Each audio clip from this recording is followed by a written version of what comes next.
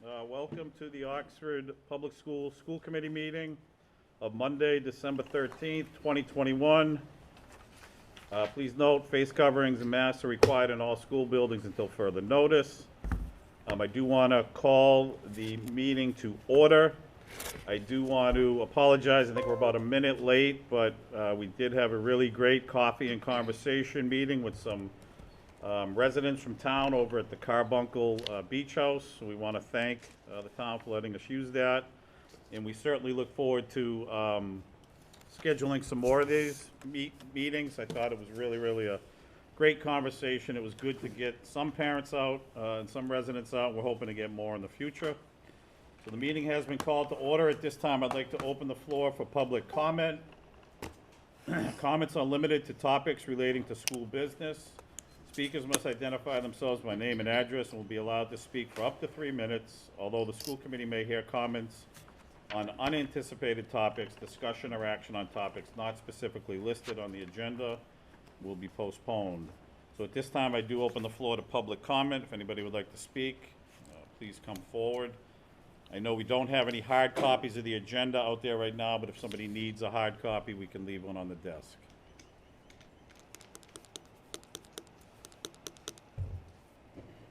Seeing and hearing no one for the public comment, we will close the floor for public comment. I just want to check with our student rep. You're good, right? Because the game got canceled, so you're good to stay. All right, so we do have a special presentation. Our district principals are going to give us some building updates, so I'll defer to superintendent to, I don't know how you want to call them up. You guys want to come up one at a time? Rob, do you want to start us off at Chafee? One of the things in speaking with parents in the community was if they have a child at Chafee, not always knowing what's going on in the middle school or the high school. A lot of good stuff going in other buildings, so we thought this was a great opportunity, knowing how many people in town do watch our meetings, to share what's happened this past fall with everybody and any events that are upcoming. So each principal is going to talk for about 2 minutes. Would be great just to talk about some of the highlights and the good things that are happening for our kids in our schools. All right, so Mr. Pelzarski from Chafee School, welcome. Thank you. You know, when Mr. Lucas asked us to look at all the events and activities that each school had participated in so far this year, I thought to myself, I wish we had some major event like we did 2 years ago with the Wreaths Across America. It was such a blast, and we had this amazing crew of people, and it just so happened that it took off today through different parts of the northern states. And then I thought, you know what? We do stuff so much at Chafee that it's almost like a culmination of events on a regular basis, and I started thinking back, and I put it all in the packet, but for the folks at home, you know, we start with our ice cream socials in August, which is more than just an ice cream social. It's an opportunity for parents and children to start de-stressing and knowing that your kids are about to enter into the school maybe for the first time. You know, we lead right into what seems like weeks, but we have, you know, social events such as Spirit Days and you know, welcome back to school days, and our hallways are filled with fun, and our bulletin boards are always full and pumped. You can see some of those pictures there. The Halloween parade is always a huge hit at Chafee, and as well as Barton. You know, then the pumpkin hunt takes right off, which we use for so many different things. It sounds like a little pumpkin thing, but it's more than it. Kids, right, you know, take home a pumpkin and then have to create a favorite character from a book and bring that back in, and it's decorated. And I say the kids, but you know, the parents definitely help. Pretty amazing, but you know, it's all those things. And then I started to lead into other things. I said, wow, man, we've done so much, you know. You know, fire department visits, you know, just, you know, those school safety drills, day trips around the yard, doing nature pickup and nature, you know, tours, hoping you'll find a squirrel, because that's the story you just read. Then the winter comes and we start doing holidays around the world. We continue with our Spirit Days. We've had successful food drives. We just nailed off our Juniper project for blankets. We had 174 brand new blankets donated to the Juniper project. Awesome. We sponsored a bowling team for 365Z at their amazing event, which is a huge fundraiser for them. We have Zoom guests coming into, well, Google guests, whatever you want to call it, coming into classes to read, a huge hit every day. You know, giving trees where staff go and purchase gifts for kids in need throughout the Christmas holiday seasons. Things that go unseen, and I just think it's really important. It's a good opportunity to kind of start talking about that. Upcoming events this week, we have our holiday shop where the kids spend their parents' money, but they buy gifts for their families, and it's really kind of a neat way to teach the kids that, you know, giving is really important and being kind. We have our first upcoming kindness assembly with Captain Kindness. He'll be coming around the classes. Obviously, we do it room to room this year. We don't do it in the cafeteria, in the auditorium like we've done in the past, but that's always great because then we get to really capitalize on kids who have gone above and beyond. And as you can see in Chafee, we take that pretty seriously. So, Awesome. is there any specific questions on anything in the packet? I'd love to be able to speak to it. Questions from the committee for the Chafee School? Great packet. Thank you for all A lot of good stuff going on. Yeah, I just want to, great packet, really visual. Can other people see this? Is it something that's like? So it's funny you said that because I had the opportunity. I just happened to have a school council the other day, and I said instead of, you know, it was introducing school council first of the year, and I went through all the things in this. I handed it out, and it is something that I think we need to get out more because you know, I asked my K teachers, my 1 teachers, and my 2 teachers to get this. Then the kindness committee came in, and that, you know, I agree. You know, so we were able to cover it and talk about all the great things that we're doing with the school council, but. It'd be a great way to kind of share. Yeah, we can post this on our website. Yeah, no, I mean, there's some For great, parents, yeah. some really great visuals. Yeah. And I heard a lot of great stuff about culture and Yeah. connection. What about the academic side? So- How, oh, I'm I so know glad. you have snippets in there, but can you just give us a So quick here's the best overview? part. All right, so I'm really glad that you couldn't have set me up any better because that's what we took off for the school council the other night. It ended with, you know, how great it is. We're singing and all these dances, but we have what we call an intervention team this year, thanks to the Easter monies and the careful collaboration and the hiring that we did, and all the elementary schools have it. But the data is coming back already, and it's going to blow your minds away. What you're going to see with phonemic awareness for the first 3 sessions of kids, by the time we culminate the data, the growth is it's amazing. It's incredible. And so what we have is, and it's corny, but I'm going to say this.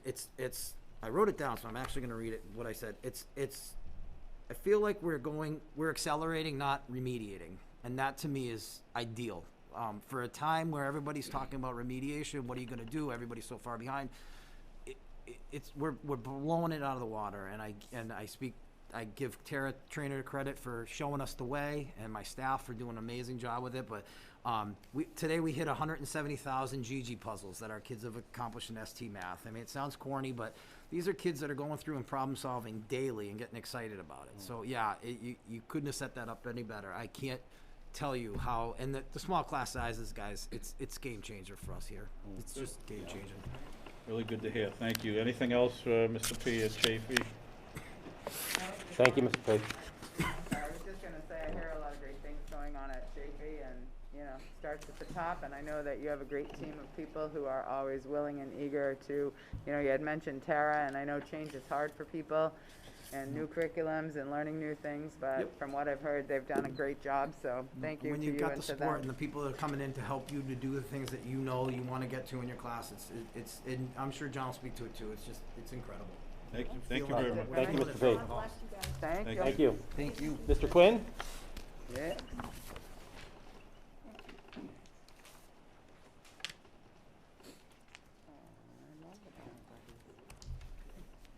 I'm going to echo a few things that Mr. P said, but one of them, and this may... I just want to interrupt you. Feel free, if you want to take your mask off, it's Just to easier. lower it to Yeah, talk. so Sure, no. So people in the audience can hear you better. Absolutely. No, thank you. Your choice. One of the big things we, you know, with Barton and Chafee trying to do, you know, some of the same things, but we finally got our PTO Spirit Days in sync for both schools. Now, you may think that's not a huge thing, but it really is. So, you know, we're doing Black and Orange Day, and Chafee's doing Patriots Day the same day. That causes a lot of problems. So that's just one thing when Rob was talking, I wanted to mention that. In front of you, I'll just go over a couple of highlights from the submission that we gave you from Barton. I know if you are a veteran Barton family, you probably did a bottle buddy with the biographies in grade 3, and you see some examples there. And then down the bottom is one of our guests that she comes every year. Her name is Cheryl Fay, and she portrays famous women in history. And she does Amelia Earhart. She always does Clara Barton.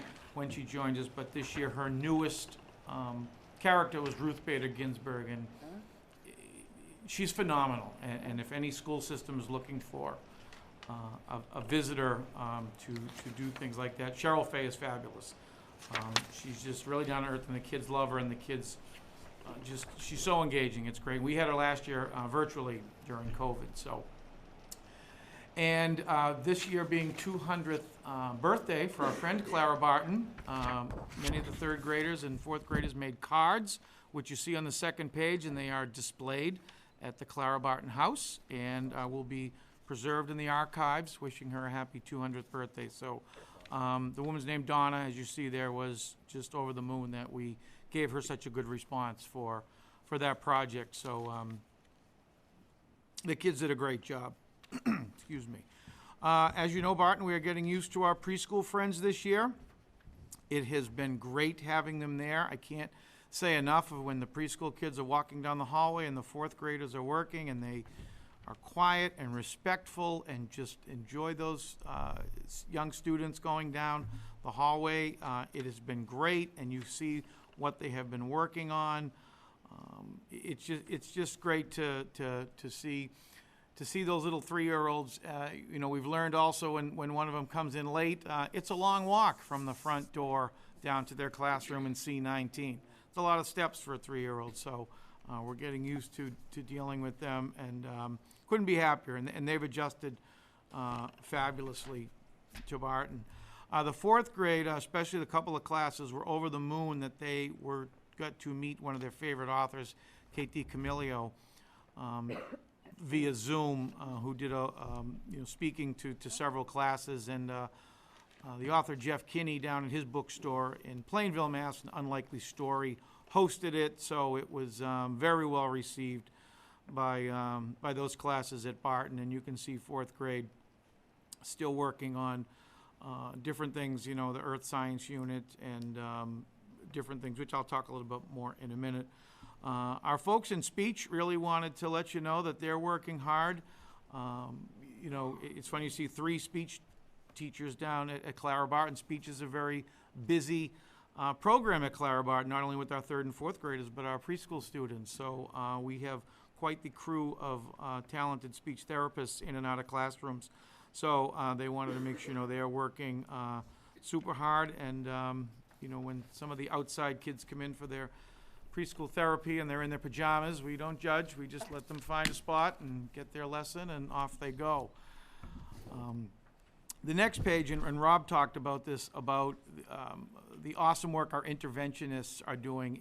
It is so great to see, you know, especially at Clara Barton with our 2 interventionists and our 2 teaching assistants. And Mr. Lucas came by the school one day, and I couldn't have been prouder as a principal, because it was working like a well-oiled machine when he was visiting the classroom. So it was just, the groups were all working in their different levels, and it was running how it's supposed to be. And I actually had to scale back the Title I folks here, because they had basically like a 15 to 16 page with the data and everything, and I says, we'll get there. You know, maybe after the first of the year, when we come back, we'll have a couple more rounds of data to share with you, but they are working hard. It is amazing the work that they are doing, and the small class sizes and the smaller groups, I think, are making a difference.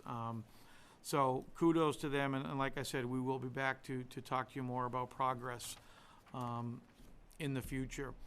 One thing that, you know, we're certainly doing is maintaining kids' mental health, and the specialists crew that shares between Barton and Chaffey are really doing an over-the-top job as a team.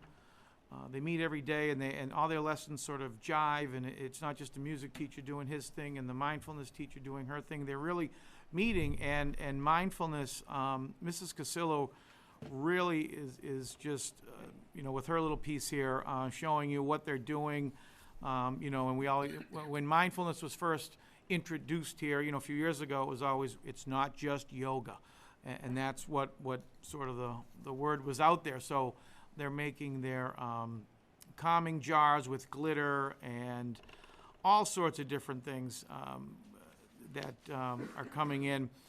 And the glitter jars are great. The kids really like them. They're designing them and dropping things in, and they're watching them, and they're trying to stay calm and different things. So kudos to Mrs. Casillo and her things that she's bringing. The next several pages are from Mrs. Sims in the art department, and if you've been up to the superintendent's office lately, you'll see some of this work displayed up there. Mrs. Sims couldn't be happier with the smaller class sizes this year from an art teacher's perspective. Gives you the opportunity to do so much more. If you walked by and saw her out spray painting in the nature nook, it was fun to see. And one of the toughest ones on the second page was the collaborative project in the middle there, where the kids draw. You see the picture of the man and the woman, with the pitchforks, and then the kids did it themselves and put it back. And that's the one that's hanging up at the central office. But the tiki's underneath. She's just taken her art class to the next level this year, so kudos to her. And she has also been very busy. She was also one of our Girls on the Run coaches, and she has put a picture of her down the bottom of the next page, finishing the Girls on the Run race in Worcester. On that day, the Let Me Run, the boys team ran, and the girls finished their run, and it was a great turnout. They've done some signs, as you can see. Kindness is obviously an ongoing initiative. There's our cafeteria kindness rules. We're trying to, always encourage positive behavior and good behavior in the cafeteria. And then the last page is just a couple of different things. We had Dress to Impress Day, and you see that first picture. That is one of our 3-year-olds who was dressed like she was coming to a ball. And in the middle page is one of our students with a gown that Vera Wang would sell. She looked beautiful.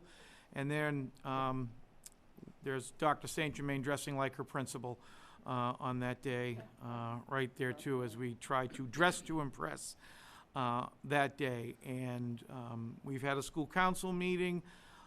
We've gone through our light project, a weatherization project. And you can see some things coming up in the next few weeks. Picture retakes. Our holiday shop is this week as well.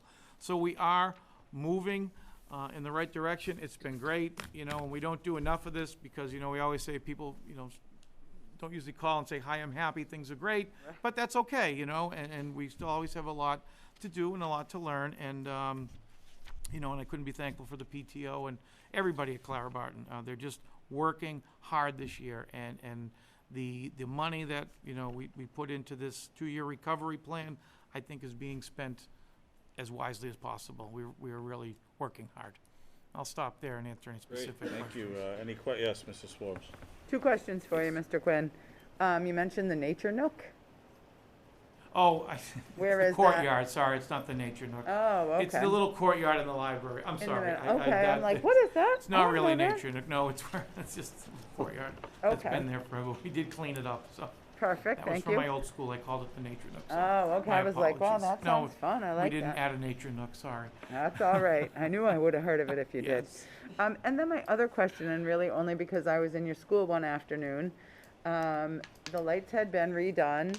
I went into an area where the lights were off and turned the lights on, and they came right on, and as I started to walk, they basically shut off.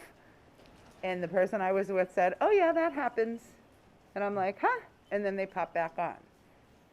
Was that a Whereabouts? Wednesday? It was in the cafeteria, Okay, in the I- kitchen, actually. That I haven't heard. I know that they will, if no one, that sounds very quick, but if no one Was- is in that area, they will dim. Right. And We then had when you literally walk- turned them on, took about 4 steps, they went off. And I was like, what was that? And then they kind of like dimly come back on. I don't know if that's the new bulbs and how they're supposed to work. I'll have to check. That doesn't happen during the day. Okay, So, that was and, my and question. Andrew is hasn't that said anything, but I Maybe will. it's just the first, when you first flip them on. I don't know. I just thought I was a little curious about that. No, we'll so. give that the test. It's actually fun to walk down the hallway, and each time you walk, the light goes on. Right. It's like you're, going into like a 3D All right. fun Thank house or you. something. But we'll check into that. Absolutely. Sounds good. Thank you so much. Sure. That's it for me, Dave. Yes, go ahead. Mr. Quinn, probably Mr. P, and this might end up going across the whole district, but I love how you're talking about the growth, the recovery plan and how you're using those funds, and it sounds like interventionists are doing a great job. We all love small class sizes in this business, absolutely, and I can't wait to see that data as it comes through. have you begun discussions about what's gonna be important to try and budget to keep? Yes. What's gonna be realistic to We'll budget to hear keep? that Wednesday night. Yes, we've all met with Mr. Lucas about what we'd like to keep for next year, so Okay, you'll hear from us. awesome, yeah, Promise. looking forward to that. Thank you, Sure. great job. Thank you, Mr. Quinn. Was that? Thank you, everybody. Thank you. Thank you. All right. All right, middle school happenings. I didn't print it out. Okay. So I try to focus a lot on what's happening right now, and keep it kind of with some of the positive things the teachers are doing in their classes. They're focusing right now a lot on gratitude and kindness and giving back. So we've been running a lot of initiatives. Mrs. Pierce's group did an amazing job for Courtney Nugent's glove drive. They actually collected more gloves than what her original goal was for the entire district. It's pretty amazing that they collected over 500 pairs of gloves. And it all started with her just having a little competition between her classes, and it expanded from there. So that was pretty awesome. A lot of different projects and interactive things going on in the classrooms. Having the extra hands-on in the classes are really helping these things, and they're being able to do so much more with the students because there's so many interventionists and people in. I was in a class the other day, and there was 4 adults in that classroom, and you can't get a better ratio than that. And all of them were interacting with students. So it's pretty awesome to see as Mr. P and Mr. Quinn talked about with the interventionists, just seeing the effect that they're having on the classes is pretty awesome. Some other positive things going on, Mrs. Kane's classes have there's a typo in there, a Toodle board, which I didn't even know until I went to her class the other day before I did this, what that was. And it's basically looking for positive things in each other and trying to pull out the positive rather than the negative and encourage them to encourage each other in a positive manner, which was pretty awesome. Lots of stuff coming up. Ski club, esports will be coming the second half of the year. Basketball just started, which we're really excited about. The yearbook's going pretty well. And our biggest addition is Gus. So we're pretty excited about Gus. Our guidance counselor, Mrs. Karsak, it's her dog. And she went to school with him and trained him to be a therapy dog to work in the schools. So she brings him 2 days a week right now with her to work with the students that she and Mrs. Boss and Miss Murphy, when she's in the building, works with. And he's been an awesome addition. I think it's helped with the social emotional with staff and students having him in the building. He's just a delight. He kind of roams the office like he owns the place now and just goes in and visits. And the kids love him, which is pretty awesome. Lots of different projects. Spanish has been a welcome addition to our staff and our curriculum. The kids are loving it. They did this huge Dia de los Muertos project earlier in the year that was displayed in our case, so anybody who had come earlier to do anything in the school had seen those. They did so awesome with that. They look so great, and they're having such a great time with that class, so she is a welcomed addition. We've done things like pajama drives where we've donated pajamas with scholastic books. Goes to students in homeless shelters so that they have pajamas and a book to read at bedtime. We just finished our toy drive that helped the Oxford PD. The kids walked those over the other day. I got the picture of that after I put this together, so it's not in there, but they collected almost 2 boxes full of toys, which was pretty awesome. We just finished our book fair, which was probably one of the most successful book fairs we've had in a really long time. Mrs. Kennan was excited. We raised almost $3,000 to use in our library.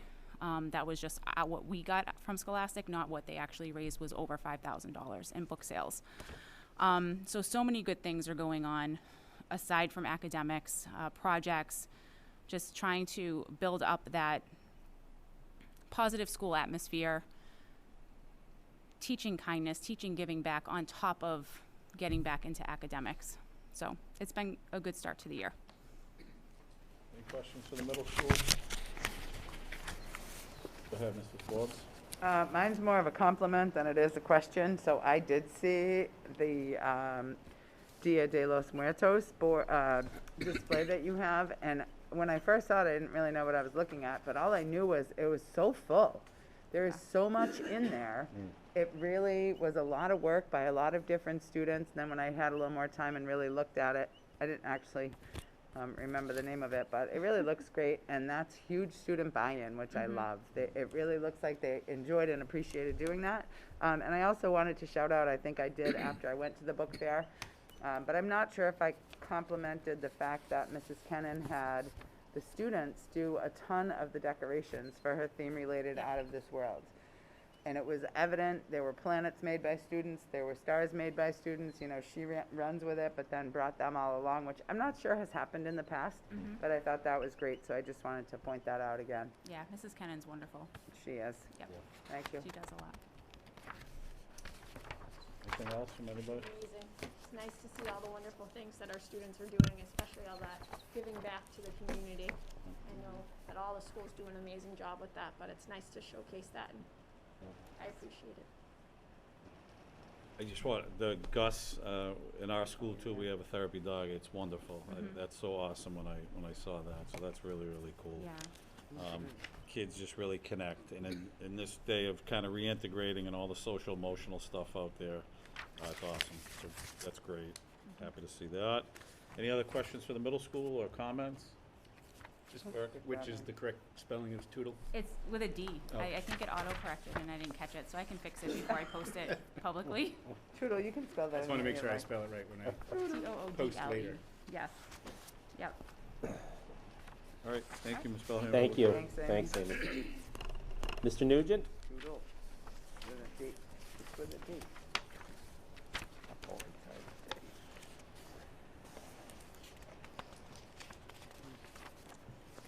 I know this is really Molly's job, so I'm not gonna do too good of a job. I'm not gonna step on your toes. Well, welcome to the fall edition of the Pirates Post. We had a very exciting fall athletic season.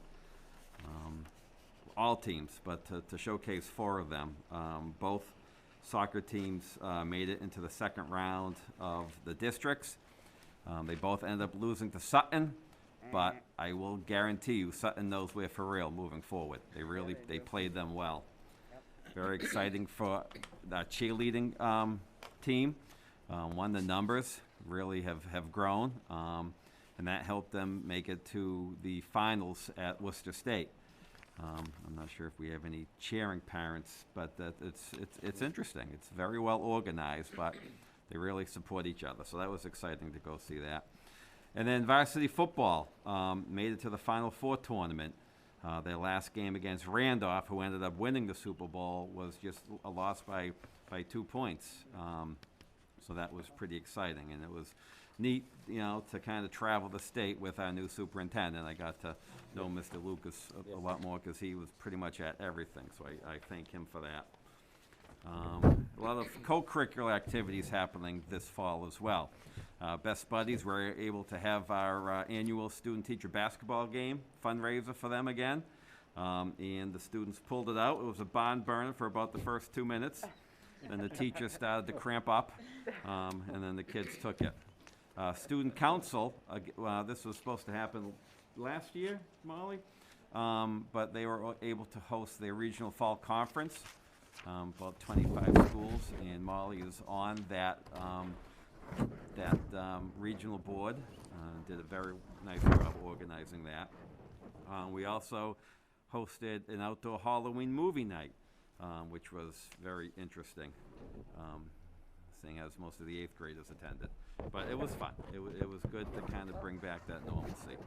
ROTC and the band gave up their half day in November, and they made the town's Veterans Day luncheon even more special. Playing and singing and just, having conversations with the veterans who really appreciated that. ROTC also successfully participated in the annual inspection. This year, members of the Holy Cross ROTC came down and inspected them. Sailing towards success, our academic section this year kind of highlighted this fall I kind of highlighted guidance. We had a very successful college and university fair with over 40 colleges in our courtyard, and then just a list of, as of the 6th of this month, the colleges that some of our students have been accepted to, which is really, really exciting. With the help of Tara Trainer and Jamie Taborda. We had a great, and guidance, we had a great new tradition in 8th grade assembly that kind of went through with them the great things that in 9 through 12, you know, what Oxford has to offer them.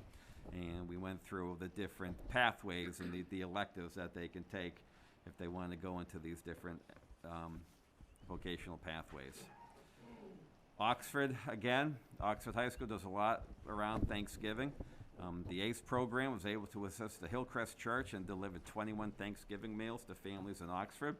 Our traditional turkey run is split up between Thanksgiving and Christmas this year.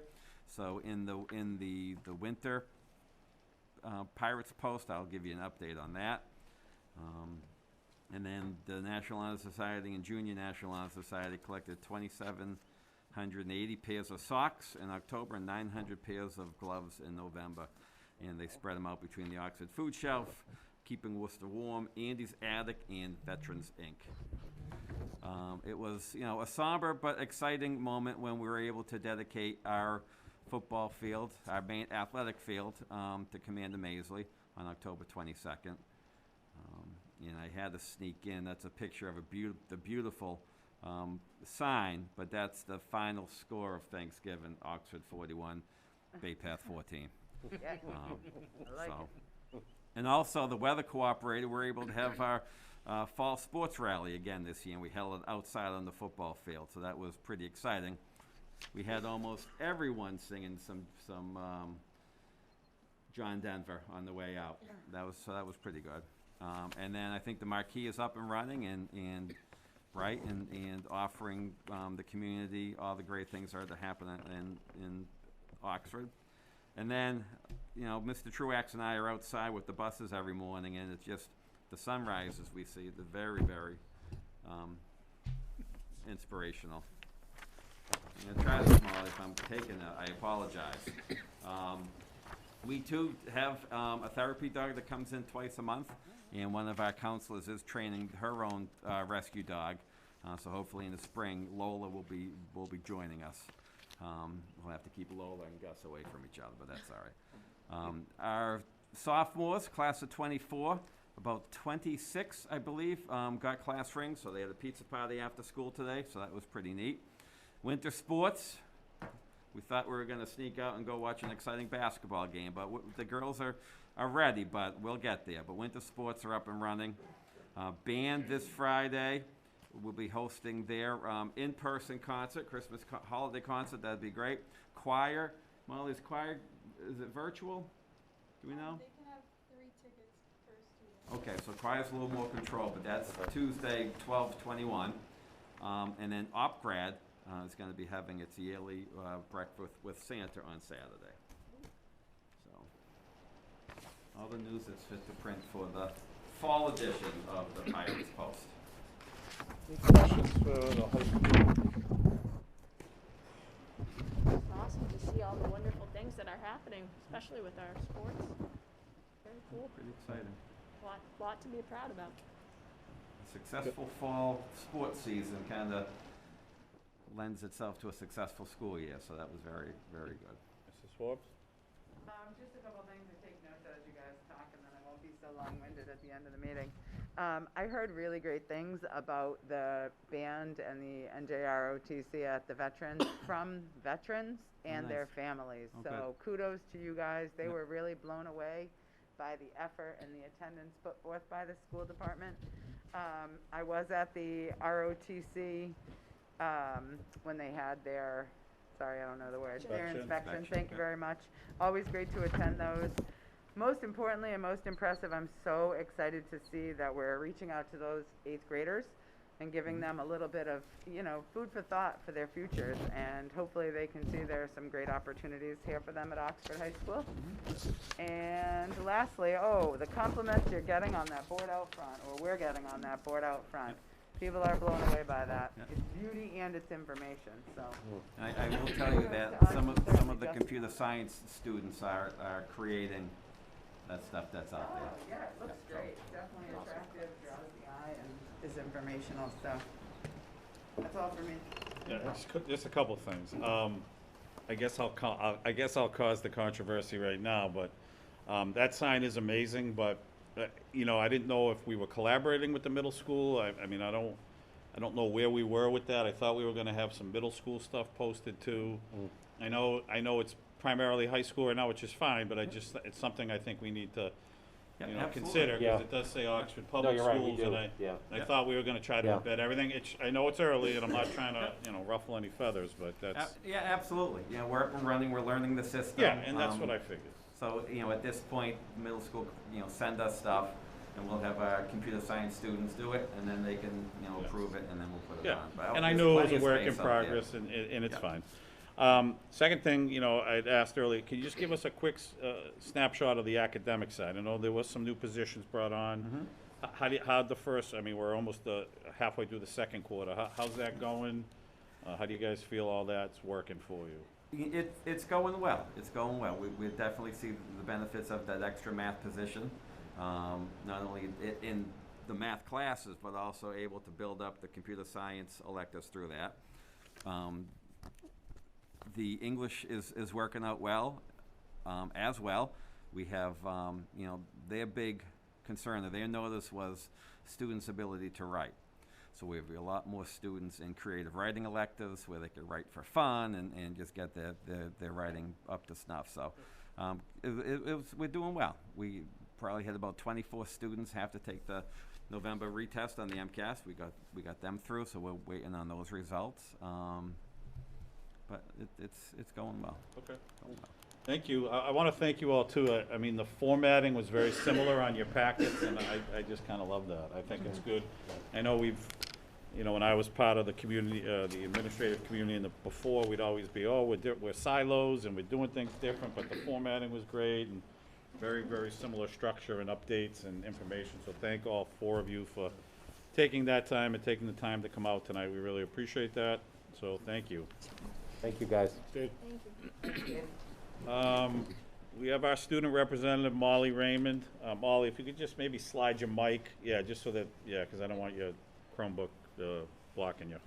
All right, Molly's up. To go along with Mr. Nugent's update, we have the NHS supporting the Giving Tree at OHS for the monthly December service project.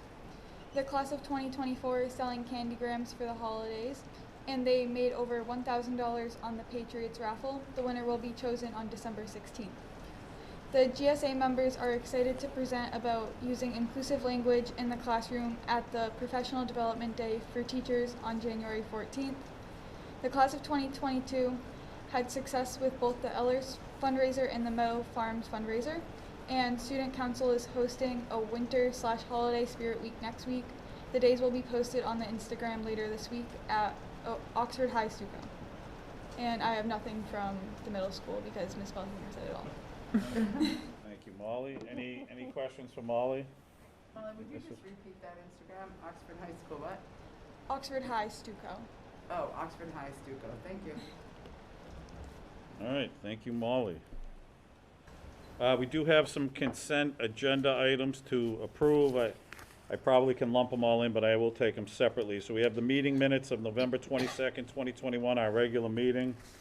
If people have had a chance to review those, we do need a motion to approve those. Make a motion to approve this. We have a motion. Is there a second? Motion and a second. Any discussion? Yes, Mrs. Griffin? I did have a question. I know we were waiting in regards to the EF4s about a certificate of insurance before the copy of the contract is signed. I feel like there was something else that we were waiting. I think you had asked them to provide you with something in writing saying that if a student became ill, that they would take the responsibility. Yeah, Something about when they were in the other country. Providing anything of value to chaperones, also regarding question 17 regarding follow-up activities after the trip.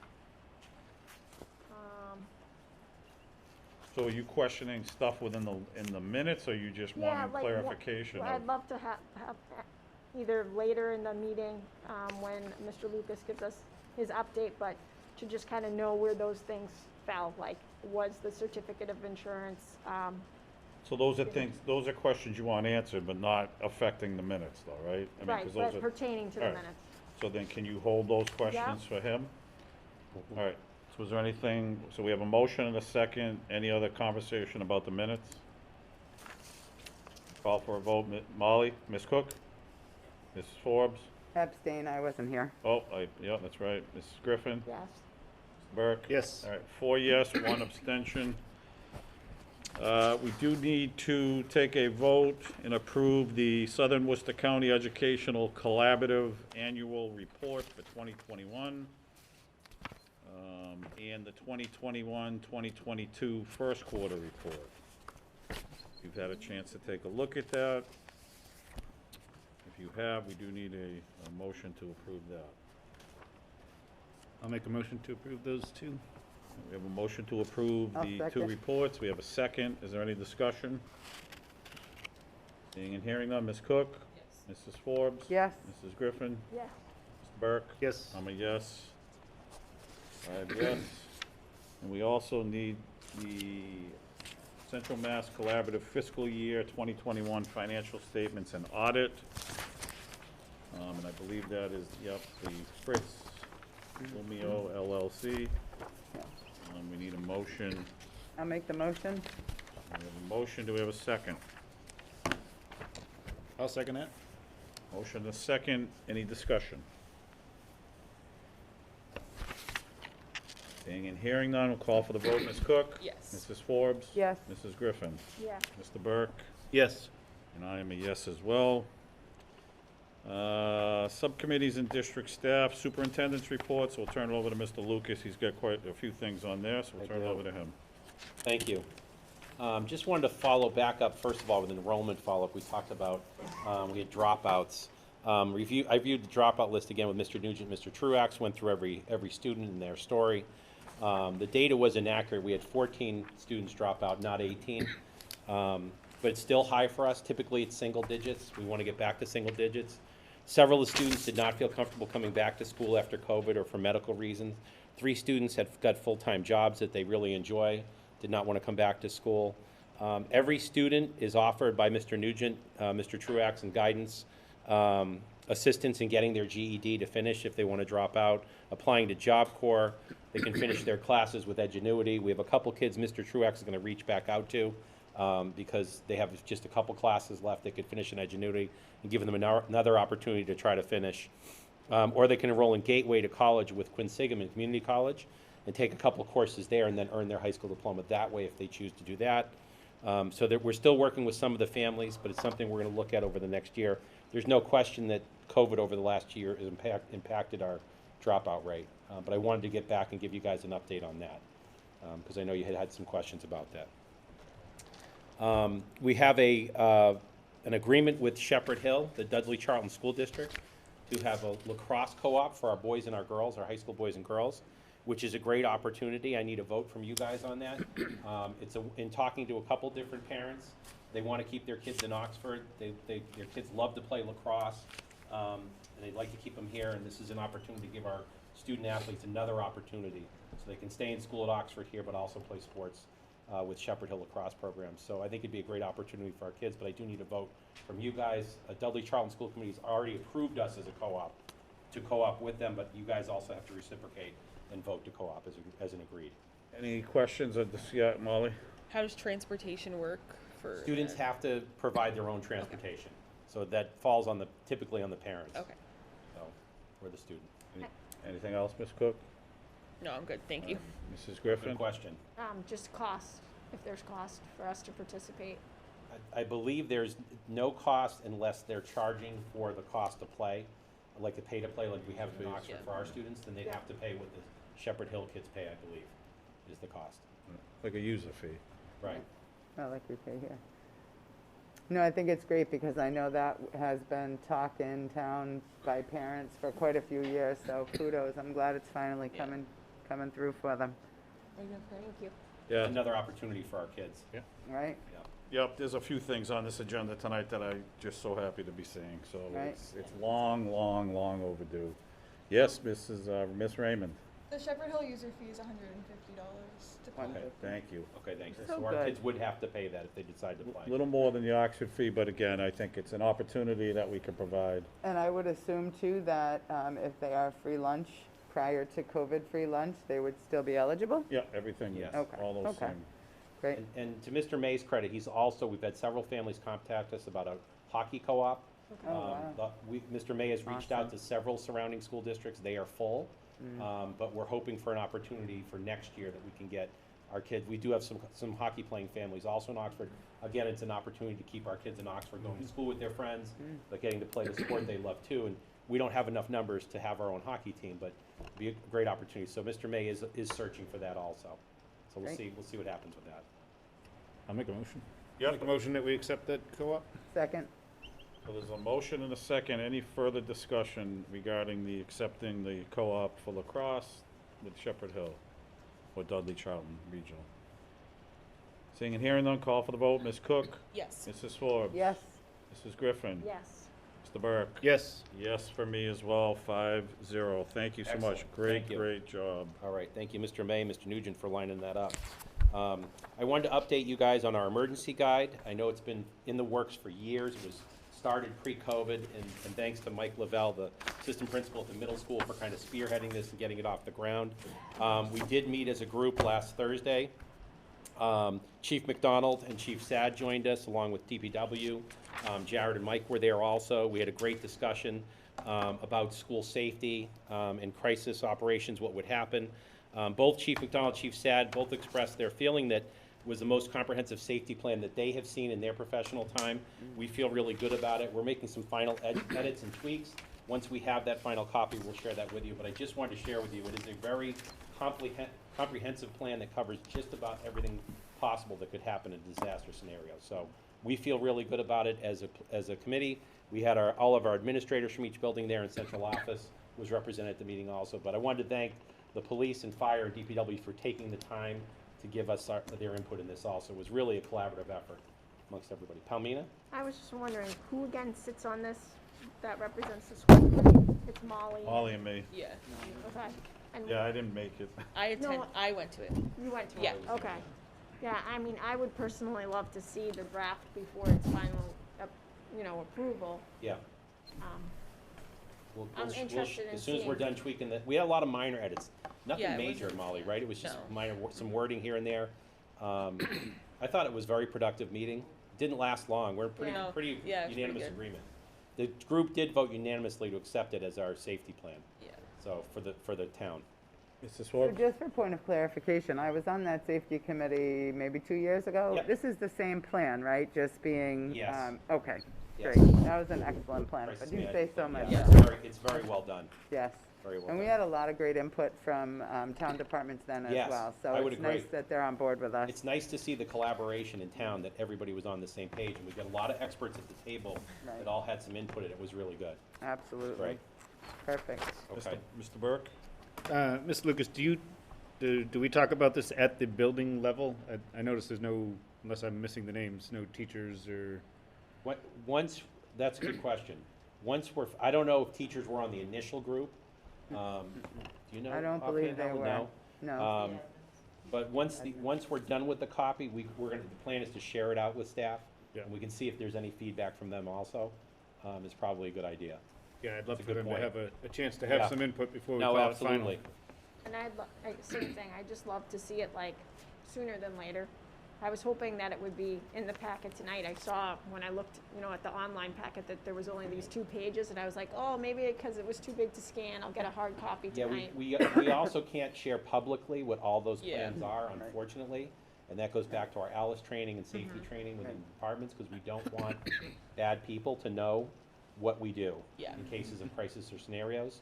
Right. So I will have drafts in my office, and we can You must have a figure out a way copy, to you must share have a copy in central office, right? Yeah. Right. So if you Yes. wanted to stop in Yeah, I'd and love just to, use because the old one. I believe that I had, some different thoughts in the Yeah. past about things that I was kind of surprised that might be adopted. Yep. And I don't know if things have changed, because this has been something that has been on the docket for maybe 8 years. Several changes and tweaks, so I'd love to see Okay. how far it's come. Sure. Or if some things are just, Sure. I think the version there. we approved as a group was begun right before COVID. Right. Was my understanding from the group. Right. So this version's about 2.5 years old. okay. Something like that, so. It'll be good to see. All right, anything else on the emergency guide? All right, Mr. Lucas.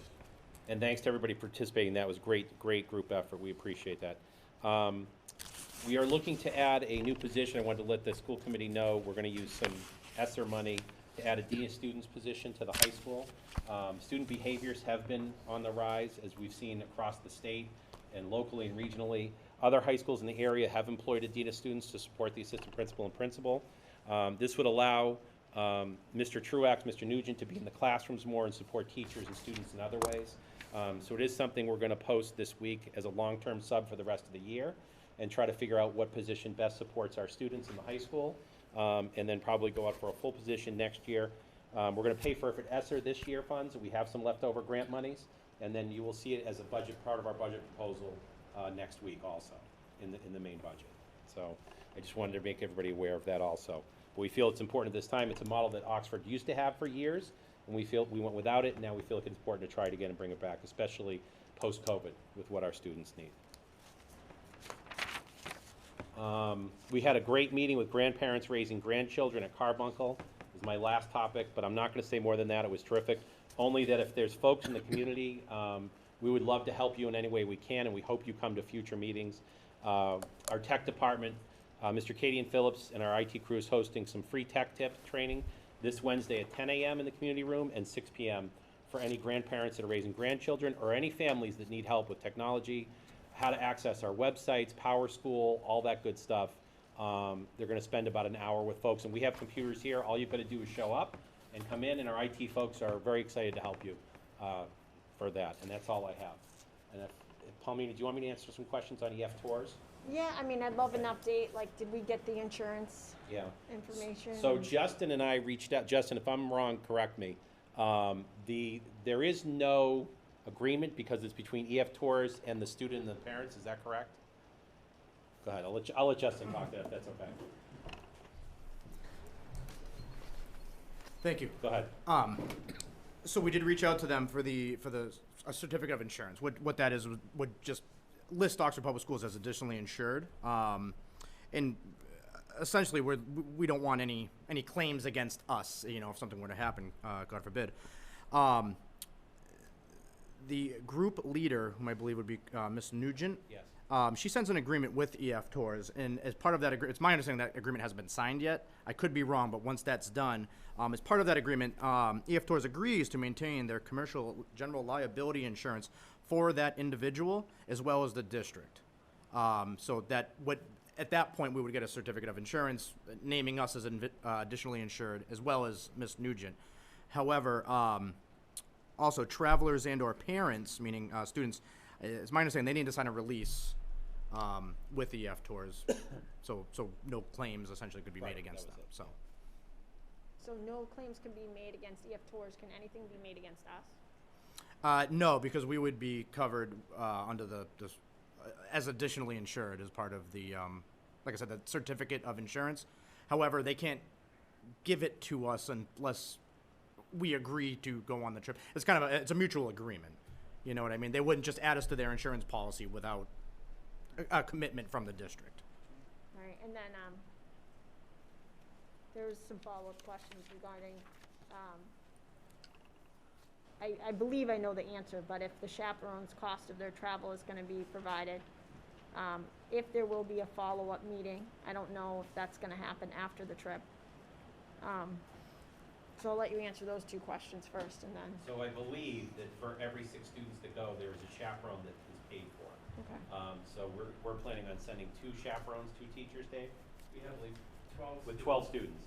Fantastic. Okay, all right, so that's the plan. They would not have to pay for their trip because they're going to be with the students to spend their time with the students. And then we can absolutely have a presentation or a discussion after with school committee. Once they go on the trip, I think that's a great idea. Find out how it went, what were the positives, and what worked well. We can absolutely do that. And then what was I thinking as a follow-up to that? I'd love to know from EF Tours, God forbid something happens to our chaperones again. What would happen? Would they fly somebody else out from the district to be there? Or does it just go in the hands of EF Tours to deal with our students in the crisis that they might be under because their chaperone might have gotten sick? I hate to Yeah, she did, I believe she indicated in that meeting that they would do that. Yeah, and I guess I would love to see that in writing, not just, we would, but it's like, I feel like everything has to be put in writing these days, and I'm a little bit nervous again. I mean, the vote's already been taken, but it's, We also have her on tape. yeah, it's true, but, There you go. Oh, I mean, God forbid. I mean, I know. we laugh, but, I mean, you're right, I mean, it's serious. well, we just saw what happened Yeah, a few years back with our children potentially going, over to New Zealand. Was it New Zealand, Australia? I can't remember. But that was a huge mess for parents to try to recoup their money. And I know that there's the insurance and all these, things that parents should be doing with signing up for this trip. And, it makes me nervous. yeah, but remember, all those things were pre-pandemic, so they didn't have any I know. protocols and procedures in place. Now they do. I mean, I felt very, really good after her presentation. I mean, they have, it seems like they have every kind of avenue covered, post, still in Yeah. it, but, Yeah. after the reaction to. There's still, travel advisories being put out there by our government saying that it's not safe to travel anywhere. And I know that we're looking at, 2023, but right now, if we were going by the guidance that's out there, and money, it was on the listserv for the school committees across, Massachusetts, that this is just something that everybody's really hesitant about. So Well, it's, I mean, there's 12 Yeah. students, so there's 12 families who yeah, feel comfortable to move forward. The tourists have their things in place. I mean, I think it's just our job to approve it and make sure that, all the things in our policy, all our, expectations and protocols are met. They've met it up to date, and then hopefully that continues, and that's obviously the job of Mr. Nugent to oversee, and ultimately Mr. Lucas. So, I mean, we gotta give it in the hands to them right now, and hopefully that, I don't know if you had any other specific no, questions that's from pretty that? much it. Okay, Thank you. thank you, Mrs. Griffin. All right, and that's all I have. Thank you. All right, business report, Mr. Ledoux's already there. Thank you. I will go rather quickly. The first item I have for the committee this evening, we're looking for a vote to increase to minimum wage a few positions. Massachusetts is increasing its minimum wage to $14.25 effective January 1st. And effective January 1st, 2023, it will be going to $15 an hour. So I've said it before, I'm sure we'll be having this conversation again sometime next year. But the main reason why we would like to stay in line with minimum wage is stay competitive. It doesn't really provide much incentive if we're going to pay less than that. So again, our request is the committee vote to approve the following positions to $14.25, and those are the Educare aide and the Educare aide substitute, the food service worker sub, and recess aide and/or recess aide substitute. So it's just really 3 positions. There is an additional position added that we're requesting to increase. That's the Educare supervisor. We want to keep that pay proportionate, because again, you don't want to devalue one position by increasing another one. So we would like to increase that to $16. It's currently at $15.25. So again, if these other folks are getting a 75-cent increase, it makes sense to keep them in line.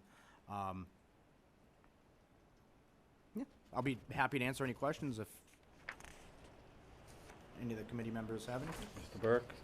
Justin, thanks. And I know you got 2 more stipend positions that you're looking to increase. Do you just have an idea of the yearly overall impact of this? No, I'm sure it's not substantial. Not I'll jump right into those. they're not Okay. huge increases. But So, go ahead. secondly, effective December 13th, Kevin May has also included a memo. It's our understanding that's been quite a while since the last time some of these administrator, I'll call it game worker positions have been increased. So, and I'm sorry if this doesn't make too much sense, but I'll try to explain as best I can. So it's my understanding the winter season begins December 13th. So with those Educare positions, kind of those support staff positions I was talking about, we're looking to increase those effective January 1st, whereas these positions, it's just 2 of the athletic game workers, would be effective December 13th. As we want to keep it in line with the winter schedule, it wouldn't make sense to pay, some people for these games work prior to January 1st. It's just trying to keep it all,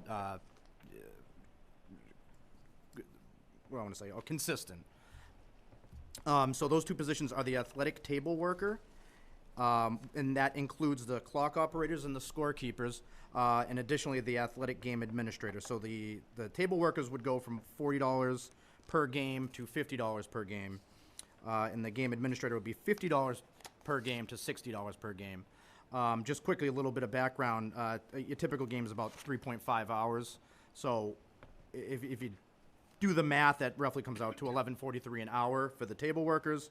And for the administrator, they're normally there for about 4 hours. We figure that's about $12.50 an hour. So bumping this up would keep these folks in line with minimum wage, or what the equivalent would be per game. And I'm sorry, to go back to your question, the impact of this, it's tough to say. Budgetarily, we can afford it. This is really contingent upon the number of games, from what I see, and it seems to be all over the place. For example, last year, we really didn't have much going on for athletics or after school. So in a year like last year, it's very different than this year. This year, they seem to be, and please excuse my ignorance when it comes to, some of the athletics going on, but You're probably gonna have about 20 games. Yeah, we're having winter sports this year. You're We gonna did have 10, last probably year, 10 but- basket boys, 10 girls, somewhere in there. So you're gonna have about 20 games. Thank you. So it's really contingent upon the number of games, how well they're doing. So I hope that answers your question. Yeah, and I guess I was looking too with all the educare and the food service and the recess aid over the course of a year. What are we talking about? And we're only doing what, 75 cents each an hour? To answer your question, budgetarily, Yeah. I had included that as part of the budget for this year in anticipation of this. Okay. Yeah, to me, the whole thing makes total sense. It just, So we can pay for it, is what? Yes, Yeah, we can pay for afford it. to do this. Yeah. This is something we had planned We for, do- and again, we'll be planning for this again next year Yeah. when it hits the $15. yeah, we do need to stay competitive because I know what hiring's like right now. So. Yes, and that was where we were coming from too. Yeah. We have good people and we want to keep them. Yeah. So, Okay. Just maybe not to be clock operators, scorekeepers. How many people are we talking? I mean, I don't see more than. So this is just 2. Oh, It's just those 2. It's the okay, clock so operators Clock and operator, So one is- scorekeeper. and One scorekeepers. individual for each position? That's what it sounds like. Is that, because that was one of my questions. I Two think, total. I think some games, there's probably 2 table workers. Mm. Right. There's always only 1 game administrator, I believe, Yeah. so. Okay, I have a question on that too. And Can you finish, Dave? I'm sorry. Yeah, yep, I just was kind of. So as I read through, and again, this is not on you, I was reading Mr. May's letter. And when I see what the game administrator does here, showing up a half hour early, leaving a half hour late, I think we have our custodians do that as well. So I'm just confused as to what that game administrator would actually be doing. You want to come up, Mr. Nugent? I see his hand back there. I didn't know we had one of those, I'm just curious what they do. Actually required. Or is So it somebody that's they already are, doing the it? game administrator is in charge of meeting the visiting team, bringing them down to the locker room, escorting them to the buses afterwards, but also most importantly is they kind of take care of the referees, Okay. before, bring them to a place to change, and then escort them out to their cars and Okay, and things like that. perfect, thank you. I just During wanted to- COVID, they're also in charge of wiping down the balls and making sure masks and all that stuff. Great, thank you very much, I appreciate that. That's fine. Thank you, Mr. Nugent. All right, so we do need to vote. Yeah, oh, sorry. Mr. Sorry, Yeah. it's okay. So the game administrators, is that not like Mr. May or the coaches or other people?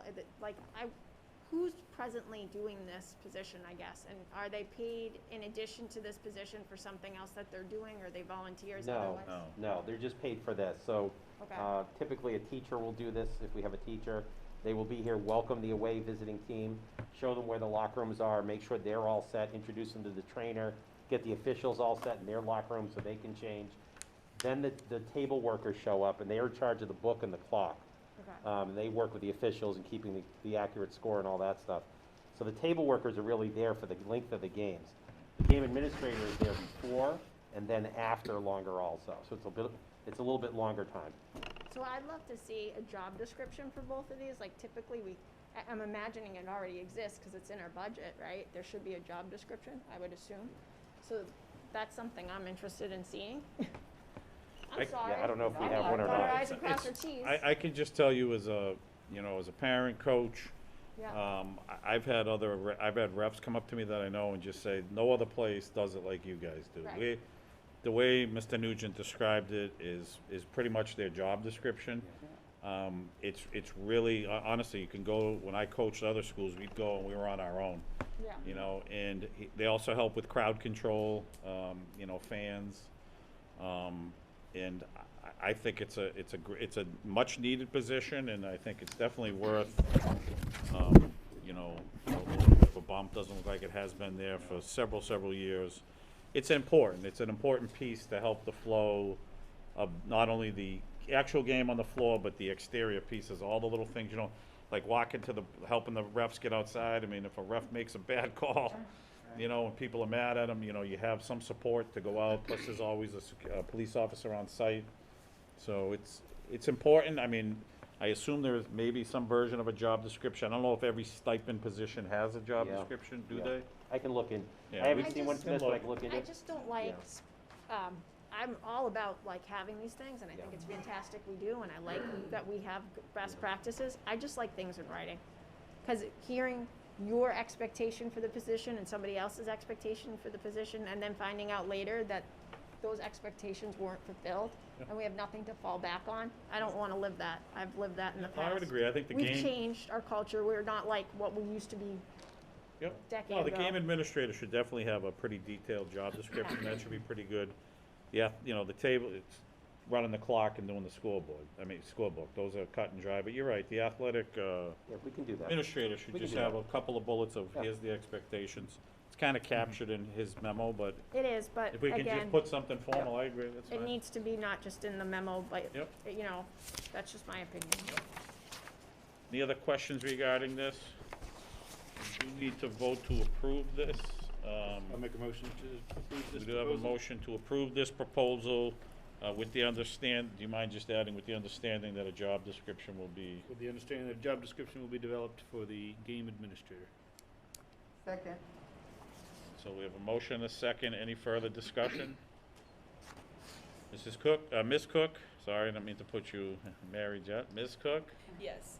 Mrs. Forbes, Yes. Mrs. Griffin, Yes. Mr. Burke? Yes. And I'm a yes. So that is good. All right, one more thing, Mr. Ledoux, looks like. Thank you.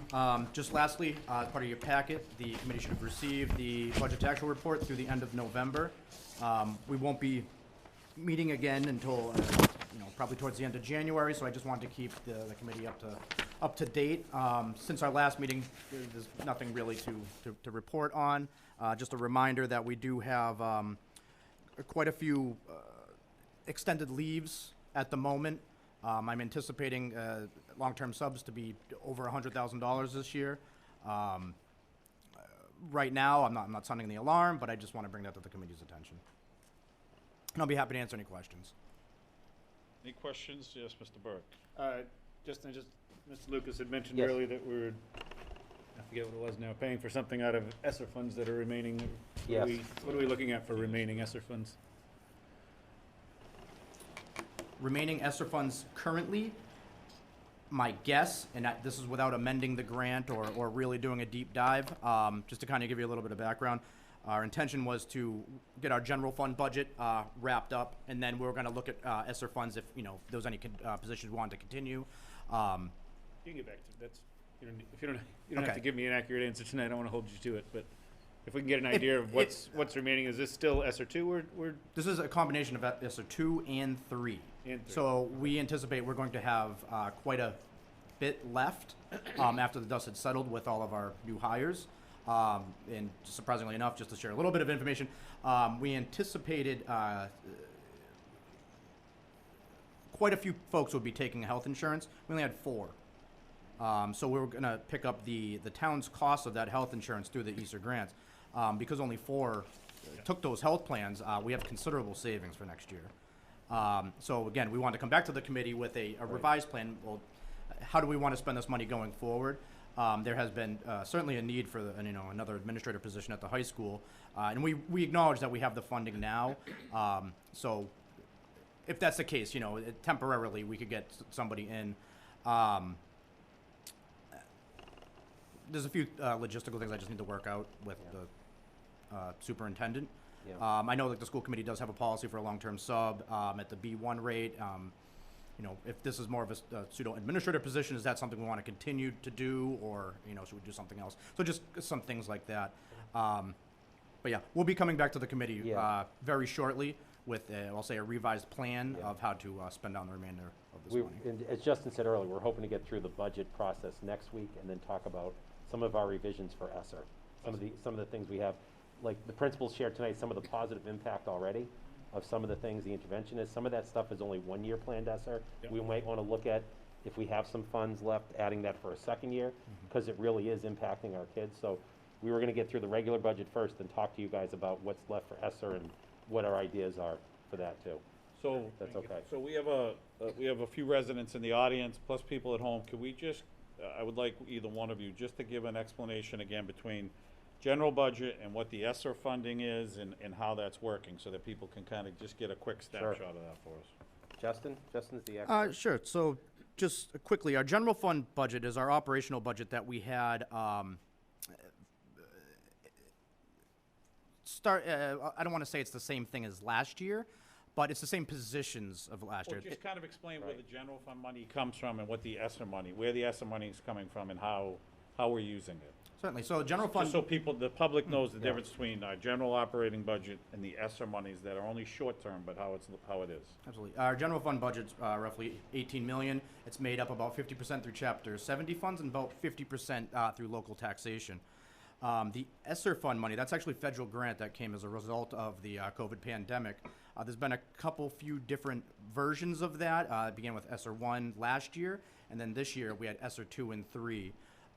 It was close to $3 million, I want to say, so that gave us the ability to add just under 40 positions this year. The point of that was to accelerate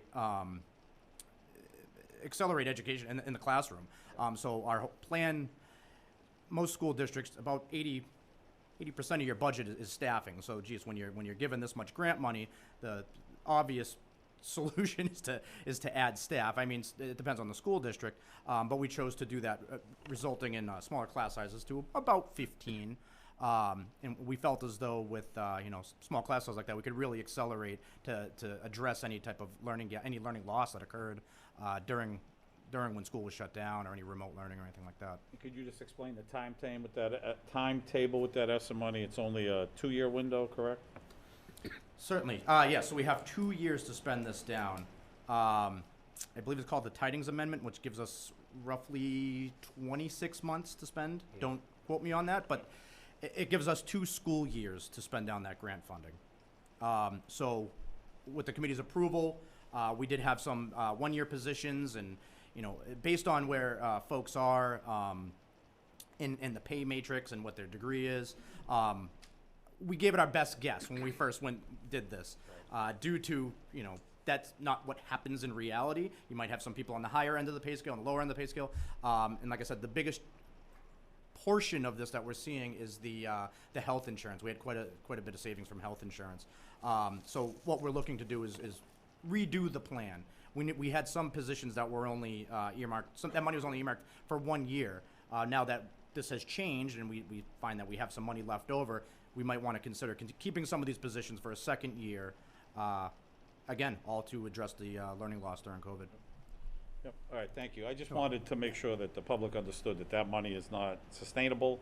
Those positions aren't going to be, and that's something that we're using now, not only to help, remediate or accelerate academics, but we're also looking to support social emotional needs too within it. So thank you for that. Any questions for Mr. Ledoux? Yes, Mrs. Griffin. So I know planning board, we know that those positions are not sustainable, and then we know that people are gonna, they were hired for 2 years. I guess my concern is there unemployment costs that are coming our way down the pike in the future? Or no, it was just because they were hired 2 years, they knew they were hired for 2 years?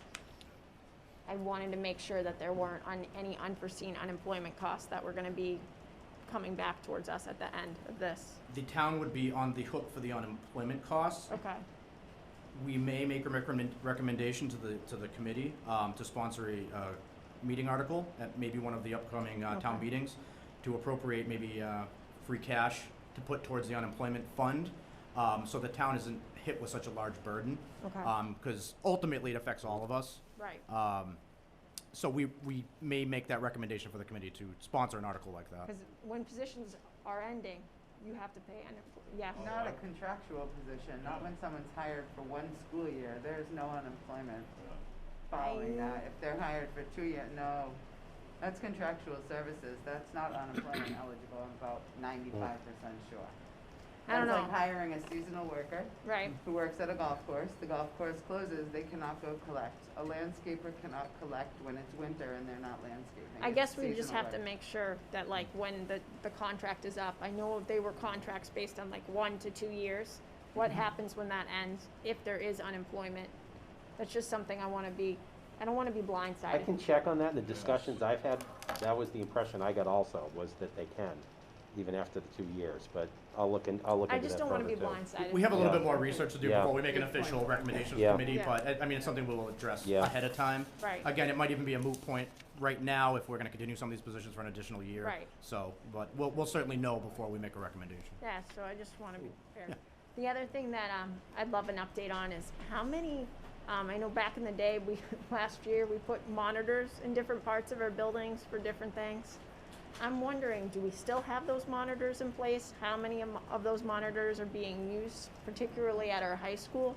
Because I know we're considering, having this dean that's gonna be in place that we're posting to hire. But I know we also have other supports that are in our building. I'd love like an update if they're still in our building. I guess a refresher of their job description and what's happening with those positions and how many people are still existing here and how that's going. Because I mean, if it's effective and it's being used and they're, helping our students in the way that needs to be helped, then it's a good investment of money. If it's not, then maybe we think of doing something different. Just food for thought.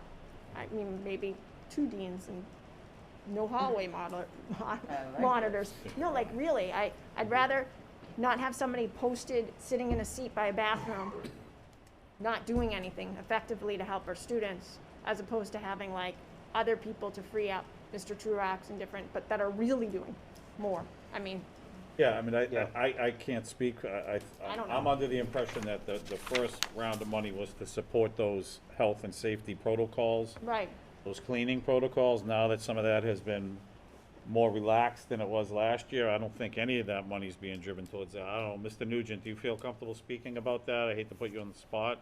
About the health and safety one? Yeah, we we're still still have not them? using those this season, We don't right? have any. Yeah, not Okay. this year. So all Just wanted to the make ESSER sure. money is being used for supporting academics and social emotional. Yeah, that's what I thought. all right. And since there is no like health and safety monitors, I know in the past one of their things was to kind of be by the bathroom and be there. What are we doing now in regards to that? Do we have somebody by the bathrooms or around for our students in there? Yeah, when I've walked the building, the high school building, there's always staff outside signing kids in and out of the bathrooms. Kids have to have passes to go to the bathroom, so those procedures are in place. Dave, do you want to speak to that at all? Yeah, that's a teacher duty. So Yeah. that Okay. During classes are monitored. Two students are allowed in at a time. Okay. All right, anything else for Mr. Ledoux? All right. Thank you for the update. Okay, thank you, Justin. All right, Mr. Lucas is, oh no, we already did you, sorry. All right, school committee, community service award. All right, I'm gonna put you all on the spot. You each have a 2021, 2022 Community Service Award number 1. We have some nominees. So I'm gonna start, and then I'm just gonna pass it along to each of you. And then when it gets to you, Ms. Cook, I'll do Mrs. Granahan, and then I want you both to do Mrs. Castaway. 'Cause it's Yeah, not- because who wrote this? Yeah, I know, I know you could fill it in a lot more. I feel disrespect for her. So we do have 1, 2, 3, 4, 5, 6 nominees for the Community Service Award. So I'll read the first one. Rick Vincent, Chafee Head Custodian. And this is what was said about him, the person who nominated him. He is so kind to all the staff and students. Rick puts a riddle on the whiteboard every Tuesday, and other days he lists some facts that happened on that day. He decorates the school for our holidays and special occasions. Every time Rick sees someone, whether it's a student or teacher, he acknowledges them and puts a smile on their face. He was on the committee and helped organize the Wreaths Across America event, which happened a couple years ago. During any of our Spirit Days, he's always ready to participate and join in. On Veterans Day, he even wore his uniform to talk to the students about Veterans Day. In the Oxford community, Rick is always participating and volunteering to help out at the American Legion and will join in on numerous motorcycle rides to raise money and awareness. He's not only a custodian at Chafee, but a friend to all and is always offering help or an ear. Rick always goes above and beyond in every way possible. Even though he's battling cancer, he doesn't let it bring him down. He's a one-of-a-kind guy, and he's a great asset to our school and town community. In my opinion, I believe Rick Vincent is a perfect candidate for this award. And I would just like to echo whoever wrote that. I had the, privilege to work with Rick when I was at the Oxford Middle School as the principal, and all of those things, he checks every one of those boxes that person wrote. So excellent job, excellent nomination, and I will pass it to Mr. Burke. So I have Amy Doucette and Craig Kellogg of Giving Gardens LTD. They partner with schools to provide in-person programs that center around basic nutrition and gardening. They've been working with Mr. Pietro's class for nearly a year now. Throughout the last school year, they've customized over 20 different lessons covering topics from understanding nutrition labels and building a balanced diet to how to start seeds and take care of them through harvest. They've also supported the class through raising hundreds of plants from seed in the greenhouse. They are working to help turn the courtyard at Oxford High School into an interactive and educational space for all students to enjoy. They recently composted and mulched the entire OHS courtyard. They hope to add 150 plus new plants, create a functional, sustainable, and long-lasting space, and create educational materials centered around the garden. Thank you, Mr. Burke. So I'm reading, this is Courtney Nugent, who's been nominated for OHS English teacher. She goes above and beyond in every year without wavering, from constant bottle drives, glove drives, clothing drives, sending cards to veterans or the elderly, to donating numerous hours to kids and various causes. She is tireless in those efforts. Courtney is welcoming and supportive, helping problem solve and always keeping others in the loop about new important information. She's a strong supporter of Oxford High students outside the classroom. She's also the advisor for the school GSA, and she organizes clothing collections, holiday cards, and other initiatives. She's also a class advisor. She is definitely a leader within the school, a resource for students and staff, and always thinking about the well-being of students and the community. All right, I guess it comes to me. I'm pulling my mask down. Kim Pimentel, instructional aide, has been nominated. She is always finding ways to support the students with whom she works and the community as a whole. She gives of her time and energy to help others more than herself. She is the advisor for the class of 2022 and has hosted numerous fundraisers with the town to support the class, including an Italian dinner and the harvest fair at Oxford Farms. She also organized a clothing drive where she collected around 40 bags of clothing to support the class of 2022. She volunteered preparing food and organizing a booth for OHS Homecoming as well. She has volunteered her time over the years with several classes, organized an annual talent show while at the middle school, and makes batches of soup every year to distribute to colleagues. This year, she made her soup and used it as a fundraiser to help the class of 2022. She is constantly thinking of others and deserves to be recognized. Thank you. go right to Mrs. Caston. All right. Do you want to go first? To talk about Miss Castingway? All right. So, Miss Castingway is the librarian at OHS. So what was wrote about her was that she is always going above and beyond for the students at OHS and the Oxford community, which I don't think this even captures the half of what she does. She was my class advisor, and I graduated in 2020, which was clearly a very difficult year for us, and I don't think a lot of the things that were done for us or could have been done would have happened without her. I cannot sing her praises enough. She started a junior senior research seminar and a journalism class at the high school, which if any students are watching, I recommend you take the junior senior research seminar, because I literally presented a research paper in college today, and I wouldn't have known any of that information if it wasn't for her. I don't really know much else to say. She's the field hockey coach. She coaches field hockey. Student council advisor. Everything that she has done for us is just, I don't know. I feel nervous being put on the spot, No, but you did a I great appreciate her so much, and the You did a- school you is a did a great great- place with her in it. You did a great job. I don't know, Molly, do you have anything Yeah. to say? You see her more now than I have, do. No, she's just so great. She also started a crafting club for Mondays and Thursdays after school, helping kids learn how to crochet, I think is what she does.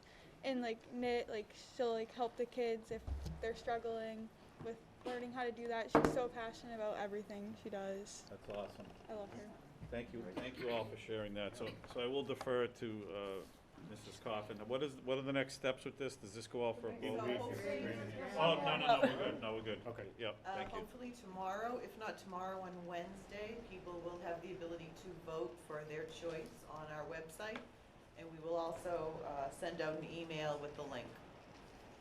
Okay, And then at the next meeting, we'll bring those results to the committee and you can announce the winner. okay, that's awesome. Thank you. There's so many great candidates on there. It's gonna be a tough vote, but please get out and vote. And thank you all who nominated these excellent candidates for the Community Service Award. All right, our subcommittees, our policy committee chair, Mrs. Griffin, I think we meet Thursday, but do you want a quick update? Thursday. Okay. So we have our next meeting Thursday, and hopefully we'll have some more updates next time.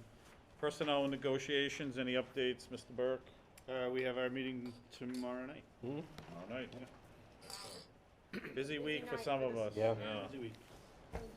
School buildings and safety, I know Ms. Cook went to the safety meeting, we kind of talked about that. Is there anything you want to add, or? No, I think it went very well, and they were very supportive. And I think it was the fire chief. I don't want to insult him. I don't know the technical term for that, but he said it was one of the best documents that he's seen. So I thought that was a good compliment to us. And Oh, great, hopefully, once everyone sees it, reviews it, it will be perfect. excellent. Thank you. District Accountability and Curriculum Subcommittee, We So, met a while nothing new. back. and nothing new we're from waiting that for- last meeting? We'll Okay, have another update, I think, after we keep seeing that data roll in from all the wonderful initiatives that are being done at our schools. okay, Yeah. excellent, But we met recently, so we already provided an update at last excellent. meeting.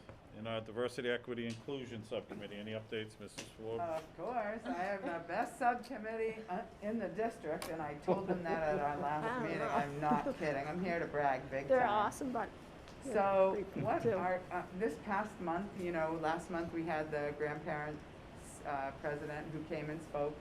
So the goal is to then input some of the little things that we can do immediately. As Mike had mentioned earlier, Wednesday last week, we had grandparents raising grandchildren support group, coffee and kind of thing.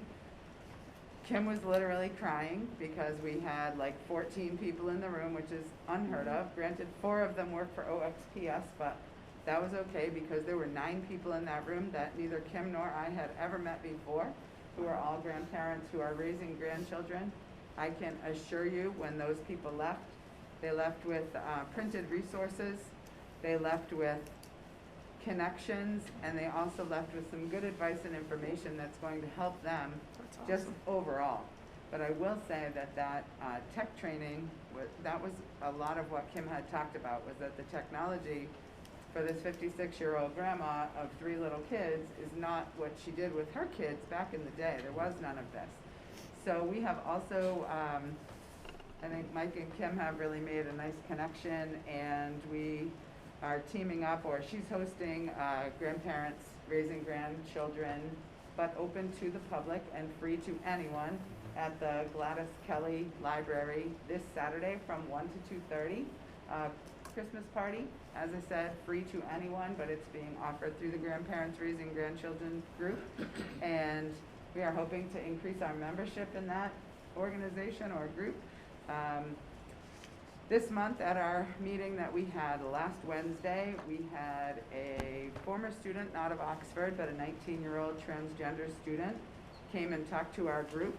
And we had been asked prior to the meeting to maybe submit some questions so that she would have a direction.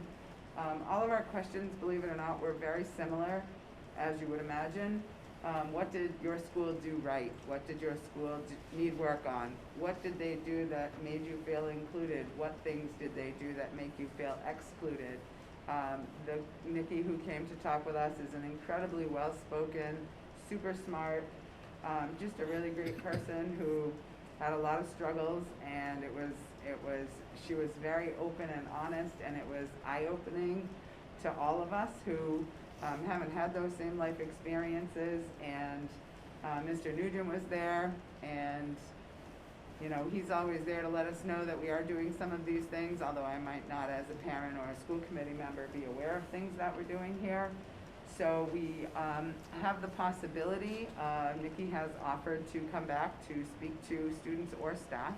The inclusive language piece that's being brought to the PD day, I will take a little credit for that because that's definitely coming out from the DEI subcommittee. And our goal is to, as I said, this is a marathon, it's not a sprint, and baby steps. We are making those baby steps, and we're really seeing some positive, you know, actions and reactions from what we're doing. So it's pretty exciting. I would welcome comments, compliments, complaints, questions, concerns from the residents of the town or the parents of the students here, and I certainly encourage everyone to come. Our meetings are on Wednesdays. Is it the third Wednesday of each month? Second, sorry. I believe it's the second Wednesday of each month right here at 6 p.m. We have a good sized group, but we would certainly welcome people anytime. Thank you so much, Mrs. Swopes. Appreciate that detail. All right, we do have a warrant report. Mrs. Griffin. So I have a warrant report for this evening, December 13th, 2021. So we have a payroll warrant signed on November 24th, 2021 for $676,835.77. An accounts payable warrant dated November 30th, 2021 for $111,357.65. An accounts payable warrant dated December 7th, 2021 for $33,466.38. A payroll warrant dated December 9th, 2021 for $717,421.60.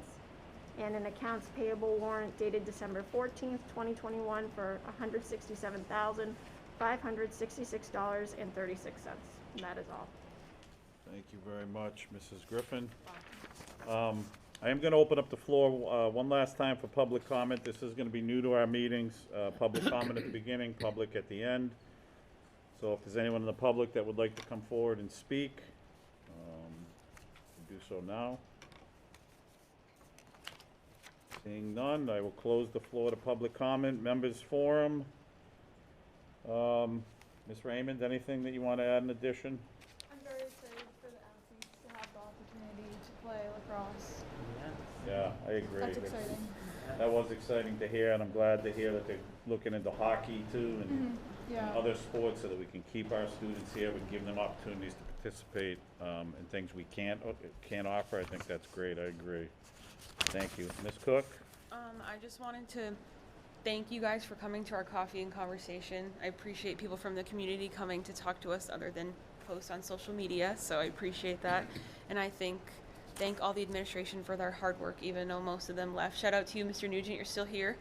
But I think everything's moving in a positive direction, and this agenda was actually a lot of good news and good things, so I appreciate that. Thank you, Ms. Cook. Mrs. Forbes? I pretty much said my piece, but I will echo Ms. Cook's sentiment about having people at the coffee and conversation, and also thank you for coming to the meeting too. It's not easy to give your time up, but we appreciate it, and we'd love to hear from you all the time. So, that's it for me, thank you. Thank you, Mrs. Forbes. Mrs. Griffin? Same sentiments, very grateful to our community members that made the time to come out and share their concerns. I'm looking forward to having future events like that. We've heard some good feedback of trying to have them at different times, besides in the evening, so maybe a potential weekend, or we're open, this committee is open to any times that, you know, people want to suggest to us that might be best. We just threw out a time that we thought would be convenient. However, you know, everybody's life is different, everybody's schedule's very complex, so again, we're here for you. Just let us know what you need, and we'll try to be as accommodating as possible. And then just a point of clarification for me, is our next meeting Wednesday for budget? Yes, we have, Yeah, okay. yeah, I'll talk about This that in Wednesday. future business, yep. Yeah, so Yep. some of us have 3 meetings this week, so Yep. Some of us have a conflict. some of us might have a conflict too. What time is the budget meeting? 5 PM. Oh. So you can do I'll just 2 run meetings in from one here. night, right? And I'll just run from here to there. All right, anything else? That's all, All right, thank you Mr. so Burke? much. No, I hate to be repetitive, but it was, that was a fantastic meeting, and I wish we had more folks that could make it, and I'm excited that we're gonna increase those opportunities, and hopefully we increase the public voice with this board. I do wanna thank the administrators, the great job they're doing, what a great presentation tonight, and I love the number of things that were highlighted that go above and beyond the everyday academics. We are truly developing some great citizens with some of the work we're doing there. And just for Mrs. Forbes, if there was any way that we, or I don't know about the rest of the committee, but can get just an idea or a copy of what the presentation is for the inclusive language PD, I'd be kind of interested in seeing what's being presented there. Well, oh, yep, I'll do that. Okay. Never mind, I will, got it. And that's it for me. Thank you. All right, thank you. Yeah, a lot of what all my fellow colleagues have said. Well, thanks to our principals, thanks to our superintendent, you know, definitely the leadership. I think he's the feeling out process is over, and now you're starting to see some of the effects of his leadership and his vision, and I want to thank him as always. Mrs. Coffin does an amazing job of keeping us all in line, so I can't thank her enough for all she does. You know, again, the citizens who came out tonight, residents, we had some great conversation. Some of the things I picked up on, you know, and then just looking at the 4 packets we got from our principals, we really just have to start getting the message out more to our community, the things that we're doing.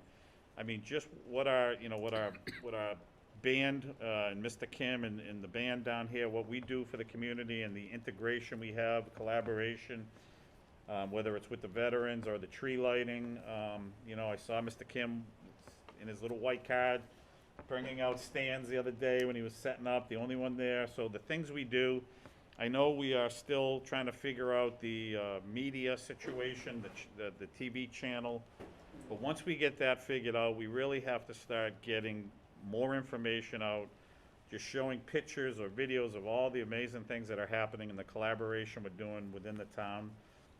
I think the partnerships have grown, and we just need to continue to grow those. So I'm hoping that, you know, once we figure out the video, and I know that's been an ongoing thing, it seems like there's some light at the end of the tunnel there, but really want to start pushing more of our message out and showing how we're working all together.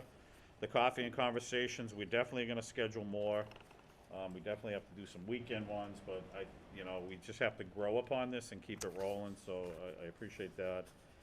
And then finally, kind of a sad note for me, I got word at the beginning of this week that our Oxford community, our school community, but also this area, lost a tremendous man. Richard Doobie passed away last weekend. I got word about that on Monday. Rich and I worked together at Project Coffee. And then when I became the middle school principal, we still worked, hand in hand in the shop over there. And then he made his way down here for a short stint, as I think the last dean of students we may have had. He did some work there. He helped out with transportation. This was probably one of the most generous, caring men I've ever met. The guy would do anything for you. And if you were on the main, Route 12, Thursday night, and you looked over at the funeral home, I mean, the line was wrapped around that building all day. And just a tremendous tribute. I had the privilege to talk to his sister in the receiving line, and she told me she was blown away by the emails and the well wishes and just the compliments of what an impact he made on the lives of some of the Project Coffee students, because they were writing to them in drones. So a great man. He's going to be missed, and I just, you know, on behalf of the whole community, you know, we send our sympathies to Rich's family and his friends, and he was a great man, and he will certainly be missed. So thank you. Future business, we do have our next regular meeting is Monday, January 10th, 2022. Hard to believe it's 2022 at that next meeting. But we do have some budget meetings. We have one this Wednesday, the 21st, this Wednesday, the 15th, 2021 at 5 p.m. And then we have another meeting Monday, the 20th, a week from tonight, 5 p.m. Those are our special budget meetings that we'll be doing with the superintendent and various groups of administrators and directors. So that is it. We do have, anything final from anybody? Sorry, we do have to, we are gonna go into executive session.